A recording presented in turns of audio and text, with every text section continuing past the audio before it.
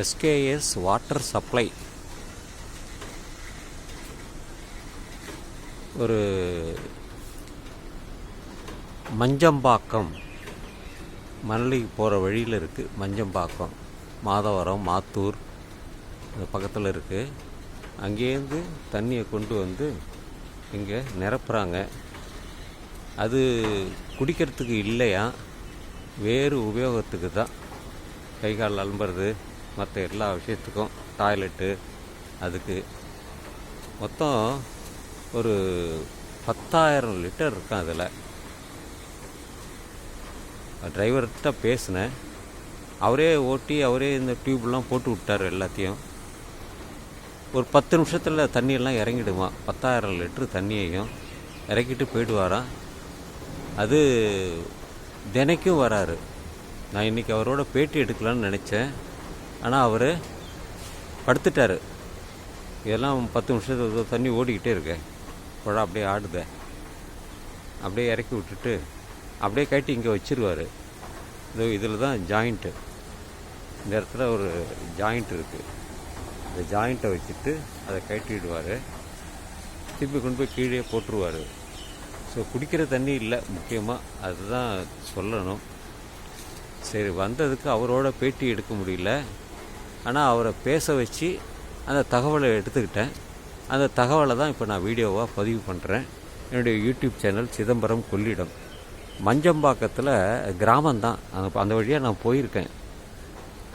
கிட்டத்தட்ட ஒரு 10 வருஷத்துக்கு மேலே அந்த வழியாக இந்தியன் ஆர்கானிக் கெமிக்கல்ஸ் வேலை பார்த்த பொழுது அந்த வழியாக தான் போவோம். மஞ்சம்பாக்கம் இப்போல்லாம் ரொம்ப எங்கேயோ போயிடுச்சு. ஏன்னா அப்போல்லாம் கிராமமாக தான் இருந்தது. ஒரே ஒரு வீடு மட்டும் அந்த போகிற வழியில் இருக்கும். இப்போ பல வீடுகள் வந்துட்டுது, ஹைவே ஆகிட்டுது. அங்கேருந்து மீஞ்சூர் வரைக்கும் உங்களுக்கு பைபாஸ் ரோடு போல் இருக்குது. நான் அந்த வழியாக வந்திருக்கேன், காரில் வந்திருக்கேன். இப்போ கூட 1-2 பஸ்ஸு மீஞ்சூர் வரைக்கும் அந்த வழியில் கலந்து போகுது. மணலி போயிட்டு அந்த வழியில் கலந்து மீஞ்சூர் வரைக்கும் போயிடும். பெரம்பூர்லேருந்தே போகுது. ஏன் இங்கே கோயம்பேடுலேருந்தே ஒரு மீஞ்சூருக்கு பஸ்ஸு போகுது, டெய்லி போகுது. நான் போயிருக்கேன். அதை போல் இந்த தகவல்லாம் மக்களுக்கு கொஞ்சம் உபயோககரமாக இருக்கும் என்று கருதி தான் இதை நான் பதிவு பண்ணுறேன். இப்படி தண்ணீரோட அவசியம் எல்லாருக்கும் தெரியும். நிலத்தடி நீர் மஞ்சம்பாக்கத்தில் நல்லா கிடைக்கிது. நல்ல தண்ணி இருக்கும், நல்லாவே இருக்கும், குடிக்கலாம். ஏன்னா மணலிக்கே அவங்க சப்ளை பண்ணுவாங்க. இன்னொரு இடம் கூட இருக்குது, அங்கேருந்து கூட தண்ணி கொண்டாந்து மணலியில் வேலை பார்த்த இந்தியன் ஆர்கானிக் கெமிக்கல்ஸில் அவங்க நிரப்புவாங்க. இப்போ இது போல் நிறைய தகவல் நமக்கு கிராமத்தில் இருக்குது. இப்போ எங்கள் வீட்டிலலாம் இது இருந்தது, கிணறு இருந்தது. அந்த கிணறுலாம் வற்றி போச்சு. சென்னையில் கெனடி ஸ்கொயரில் தண்ணி வற்றி போச்சு. கிராமத்தில், மறையூர் கிராமத்தில் கிணறு இருந்தது அண்ணன் வீட்டில். எல்லாம் எங்கள் அப்பா இருந்தாருன்னு அதெல்லாம் வற்றி போச்சு, சுத்தமாக போச்சு. இப்போ எல்லாம் பம்ப் செட்டு தான், வயலுக்கு பயன்படுத்தக்கூடிய பம்ப் செட்டு. அதிலிருந்து தான் இப்போ தண்ணியை எல்லோரும் விவசாயத்துக்கே பயன்படுத்துகிறாங்க. எல்லாம் ஆற்று தண்ணி வரும், மஞ்சள் ஆற்றுலேருந்து வரும், காவிரி கரையிலேருந்து, காவிரியிலேருந்து மஞ்சள் ஆறு வரும். அந்த மஞ்சள் ஆறுலேருந்து வரக்கூடிய தண்ணியை நாங்கள் விவசாயத்துக்கு பயன்படுத்துவோம். ஆனால் அந்த தண்ணி போதாது. 3 வேளையும் நம்ம 3 சாவடி பண்ணுவோம். 3 போகம். அந்த 3 போகம் சாவடி செய்யணுன்னா நமக்கு அந்த நிலத்தடி நீர் தான் இப்போதைக்கு பயன்பாட்டுக்கு இருக்கிறது. ஸோ அதனால் பழைய தகவல்லாம் இதோட கலந்துக்கிறேன் நான். எப்படி தண்ணீரின் அவசியம், நீரின்றி அமையாது உலகம் என்று 2000 வருஷத்துக்கு முன்னாடியே திருவள்ளுவர் சொன்னார். நீரின்றி அமையாது உலகம்னு அவர் எந்த நீரை சொன்னார்?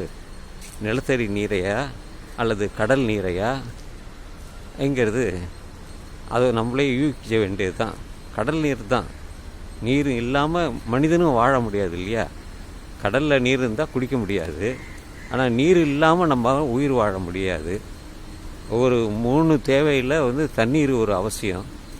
எப்படி உணவு அவசியமோ, இடம் அவசியமோ, தண்ணீரும் அவசியம். ஸோ அதை வச்சு தான் திருவள்ளுவரே அப்படி ஒரு பாடல் எழுதியிருக்கிறாரு, நீரின்றி அமையாது உலகம் என்று. இன்னும் வரி இருக்குது, அது 1.25 வரி தானே, நான் பாதி தான் சொன்னேன். எனவே தண்ணீரின் அவசியம் எல்லோருக்கும் தெரியும். நல்ல தண்ணியாக தான் குடிக்கிறோம், ஆனால் அது மூத்திரமாக கெட்ட நீராக வெளியாகுது. ரத்தத்தில் தண்ணி இருக்குது. அதனால் நம்ம சாதம் செய்யணுன்னா கூட இதை நம்ம வேக வைக்கணும், தண்ணீரை வேக வைக்கணும். ஸ்டீம் இன்ஜின் அப்படி தான் ஆங்கிலேயர்கள் முதல்ல ஸ்டீம் இன்ஜினை தயாரித்தாங்க. அதில் ஒரு நல்ல சுவையான தகவலும் இருக்குது. முதல்ல அந்த ஒரு கம்பார்ட்மெண்ட்டோ 2 கம்பார்ட்மெண்ட்டோ வச்சு அது இயக்கிறதுக்காக போகும்போது யாரும் ஏறவே இல்லையா. ஏன்னா பயம், என்னடா 2 தண்டவாளத்து மேலே நிற்கிது, கீழே சாஞ்சி போனால் கொடை விழுந்தால் என்ன ஆகும் அப்படின்னு ஏறலையா. அப்போ அவங்களுக்கு வர்றவங்களுக்கெல்லாம் ஒரு மோதிரம், பவுன் மோதிரம், கோல்டு போட்டாங்களாம். அப்படி இன்னொரு தகவல், அதில் வண்டி ஓடுது, ஆனால் கழிப்பிடமே இல்லையா. அவர் தான் சொன்னார், நீங்கள் எல்லாம் வீடெல்லாம் இது கம்பார்ட்மெண்ட் கட்டிட்டீங்க, உட்கார வச்சிட்டீங்க, ஆனால் அவங்களுக்கு டாய்லெட் போனால் எங்கே போவாங்க, எப்படி போவாங்க அப்படிங்கும்போது அதுக்கப்புறம் அந்த நிர்வாகம் எல்லா ரயில்லையும் கம்பார்ட்மெண்ட்லேயும் டாய்லெட் வசதியை ஏற்படுத்தினாங்க அப்படிங்கிற தகவல். எல்லா டாய்லெட்லேயும் தண்ணி இருக்கும், வீட்லேயும் அந்த ரயில்லையும் தண்ணீர் இருக்கும். அது கை கால் அலம்புறதுக்கு, சாப்பிட்டதை சுத்தம் பண்ணுறதுக்கு, டாய்லெட்டுக்கு, எல்லாத்துக்கும் தண்ணியும் இருக்கும். ஸோ அதையும் பண்ணது இந்த ரயில்வே நிர்வாகம் ஆங்கிலேயர் காலத்தில். அதை ஞாபகத்தில் வச்சுக்கணும். நம்ம ஆங்கிலேயர் காலத்தில் தான் இதெல்லாம் பண்ணியிருக்காங்க. ஸ்டீம் இன்ஜின் பண்ணது நமக்கு தெரியும். இன்றைக்கி ரயில் பலவிதமாக மாறி போச்சு. எப்படி இன்றைக்கி இப்போ சமீபத்தில் நேற்றுக்கோ முந்தானாலோ ஹைட்ரஜனில் இயக்கக்கூடிய ஒரு ரயிலை தயார் பண்ணியிருக்காங்க. ரொம்ப பெரிய விஷயந்தான். நானே அதை வேறு விதமாக குறிப்பிடணும்னு நினச்சேன்.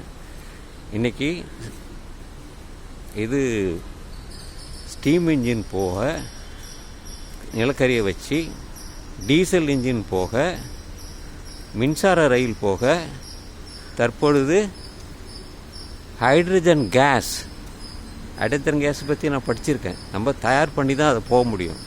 ஹைட்ரஜன் கேஸ் இயற்கையில் கிடையாது. அதை நம்ம தயார் பண்ணணும். கெமிக்கல் மெத்தட் மூலிமா தயார் பண்ணி அது மூலிமா ஓட்டுறாங்க. தண்ணியை நம்ம பிரித்தோம்னா அதுலேருந்து ஹைட்ரஜன் வந்துடும். H2O தானே, 2 அணுக்கள் அதில் இருக்குது. ஓங்கிறது ஹைட்ரஜன், ஆக்சிஜன். அதனால் நமக்கு அந்த தண்ணியிலேருந்து தான் பிரிக்கிறாங்க, ஹைட்ரஜனை பிரிச்சிடுறாங்க. அதை அது ஈஸியாக எரிஞ்சிடும். டப்புன்னு ஒரு சத்தத்தோடு எரிஞ்சிடும். அது ரொம்ப ஃபாஸ்ட்டாக எரிஞ்சிடும். பலூனில் வச்சோம்னா பலூன் பறக்க ஆரம்பிச்சிடும். அதனுடைய எடை கம்மி. ஹைட்ரஜன் கேஸோட எடை ரொம்ப கம்மி. அதனால் ரொம்ப ஜாக்கிரதையாக பயன்படுத்தணும். அது எந்த நாட்டிலேருந்து தெரியல எனக்கு, ஆனால் இன்றைக்கி நமக்கு பயன்பாட்டுக்கு வந்து விட்டது. அது ஏதோ குறிப்பிட்ட தூரத்துக்கு தான் முதல்ல இயக்குறாங்க. அது பிரதமர் நரேந்திர மோடி அவர்கள் அதை கொடியசைத்து துவக்கி விட்டார் என்ற தகவல் கிடைச்சிது. ஸோ இன்றைக்கி நமக்கு எரிபொருளாக இன்றைக்கி ஹைட்ரஜன் கேஸ் இருக்குது. மிக சந்தோஷம். அது என்னுடைய கெமிஸ்ட்ரி அல்லது கெமிக்கல் ஃபீல்டு இதில் இருந்ததுனால எனக்கு அதை பற்றி எல்லாருக்கும் விவரமாக சொல்ல முடியுது. ஸோ நமக்கு ஹைட்ரஜன் பயன்பாடு எப்படி இன்றைக்கி எல்லோருக்கும் உபயோகரமாக இருக்கிறது என்பது ஒரு நல்ல விஷயம்தானே, உலகத்துக்கே தெரியுது. ஏனென்றால் நம்ம நிலத்துக்கு கீழே இருக்கக்கூடிய க்ரூட் ஆயில் தான் எல்லா விதத்திலும் பயன்படுத்துகிறோம். ஒரு மாற்று சக்தியாக இருப்பது இப்போ ஹைட்ரஜன் கேஸ். ரொம்ப சந்தோஷம். பிரதமருக்கும் இந்தியாவிற்கும் இதை பயன்பாட்டிற்கு கொண்டு வந்த அனைத்து விஞ்ஞானிகளுக்கும் நாம் எல்லோரும் சேர்ந்து நன்றி சொல்ல வேண்டும். அதில் ஆபத்தும் இருக்கிறது, ஆனால் அதை அவர்கள் கையாளுவார்கள் என்று நம்பி சொல்லி இந்த பதிவை நான் நிறைவு செய்கிறேன். நீல பதிவு தான், இதை முழுவதும் கேளுங்கள். தண்ணீரில் ஆரம்பித்து ஹைட்ரஜன் கேஸ் வரைக்கும் போய்விட்டது.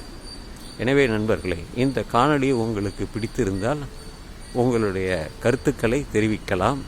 இதை மற்றவர்களுக்கும் நீங்கள் பகிருங்கள். முழுவதும் கேளுங்கள், காது கொடுத்து கேளுங்கள். அருமையான அரிய தகவலைத்தான் எப்பொழுதுமே நான் என்னுடைய வீடியோ மூலம் தெரிவிக்கிறேன்.